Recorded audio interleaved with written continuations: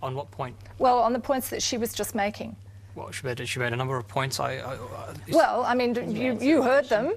No, I'd like to respond. No. I disagree with Yes, you disagree with Randa. Why? There's a tendency for us when overcoming stereotypes to dismantle Islam into many different things and many different pieces.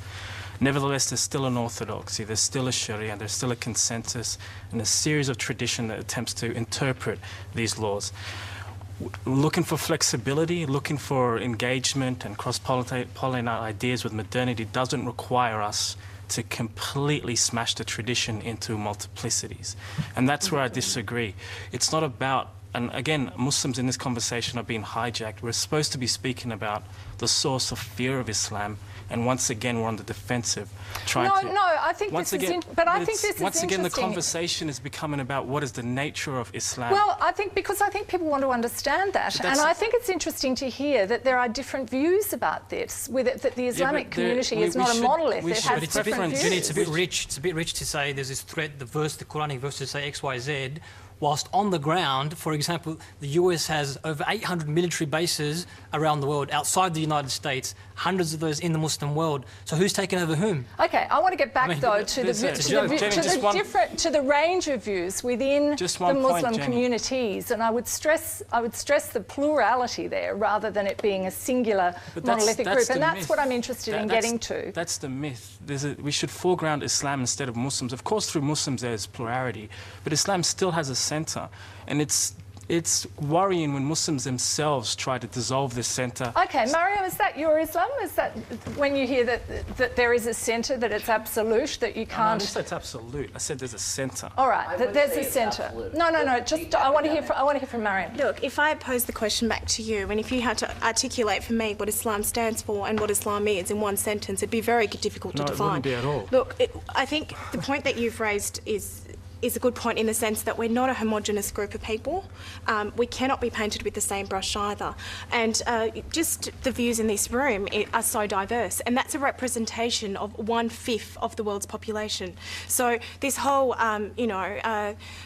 with all due respect to these people that go around pretend, terrorist, the name I give them is lunatics, essentially, that commit atrocious crimes in the name of my faith, frustrates me and makes my blood boil. And a lot of the perceptions about Islam is gathered through, the media's focus on terrorism. And for me personally, Islam, condemns terrorism. The acts that took place on September 11th, the Bali bombings, the London bombings. If Islam condemns terrorism and at the same time Islam is many, what's your reference point for saying bin Laden is wrong? What's your reference point for saying the racist interpretation of Islam is wrong? There has to be a centre that can distinguish right Islam from wrong Islam. And this is what I'm sensitive about. You guys are dissolving this centre simply so we can be seen. Where is the centre? Yeah, where is the centre? What do you think the centre is? I mean, you just go across the Muslim world, you'll find an orthodoxy that grounds it in the Quran and Sunnah. It's very clear. Where? Who? Yeah, we're trying to say that 90% of the Muslim world that fall under the category of Sunnah, doesn't exist. But there's diversity and plurality of opinions within Sunnah. I find this really interesting. I'll get to you in a moment, Iqbal. But Yasser, I'm interested in your background as well, because you grew up in Melbourne with what you describe as secular parents. Now, you say you're someone who's trying to be a more traditional Muslim.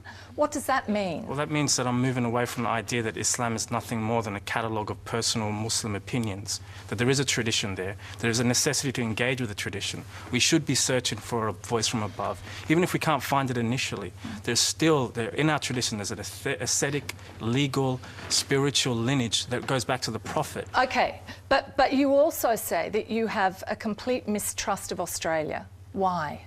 Because I think the conversation isn't at all times honest. For example, nobody wants to acknowledge that there's a centre in Australia, a white Australia, that determines what is acceptable and what isn't acceptable.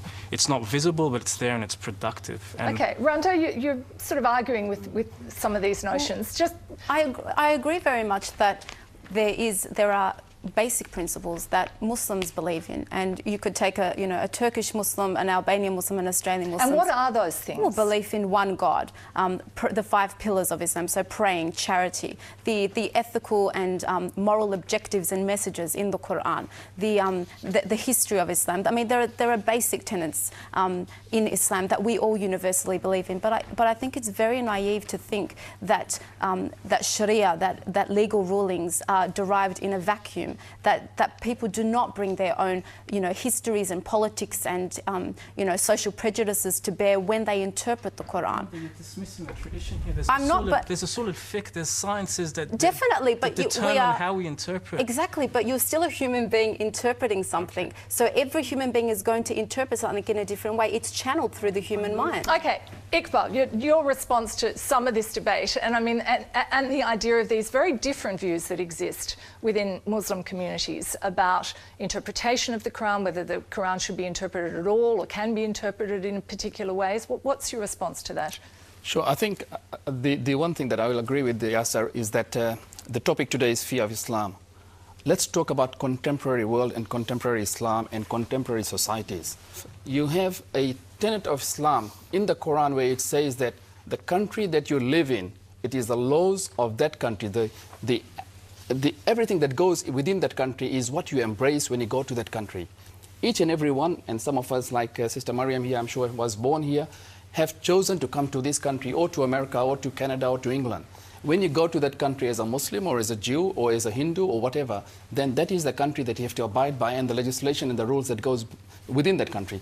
Now, in terms of Australia, we've got some 120 different nationalities or ethnicities of Muslims in this country. There is one Islam, of course, but we come from different countries and therefore the cultural context and other things that come in.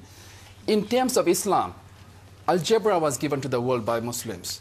There have been great inventions by the Muslims. In terms of Muslims and great leaders in the past who have embraced Jews and others into their world.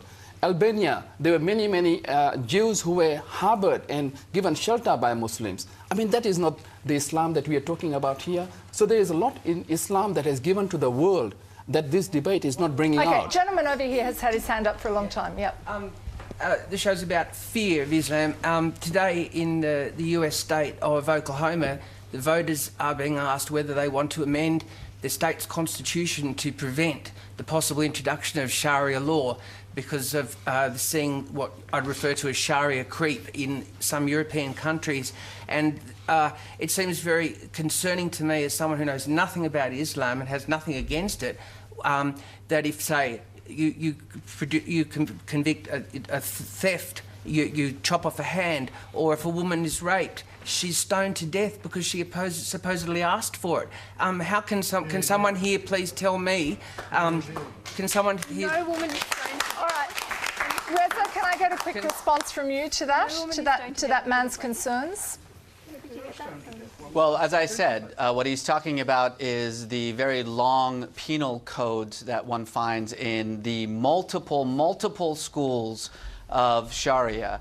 And those are absolutely, totally and completely incompatible with human rights, with modernity, with constitutionalism, with democracy. There's no question about that. But there's also no question that there isn't a single Muslim individual or institution in the United States that's calling for those laws. And indeed, passing a law in any state in this country saying that, the Sharia cannot be a legal code here is sort of like passing a law forbidding Americans from riding unicorns. Because we actually have a constitution. We only have one penal code in the United States, and it applies in every single state, every single city, no matter who's there. This is part of the fear-mongering that has gripped the United States. The notion that we need to pass a law forbidding the institution of a foreign law in the United States, when that is completely forbidden by the Constitution anyway, is yet another example of targeting Muslim communities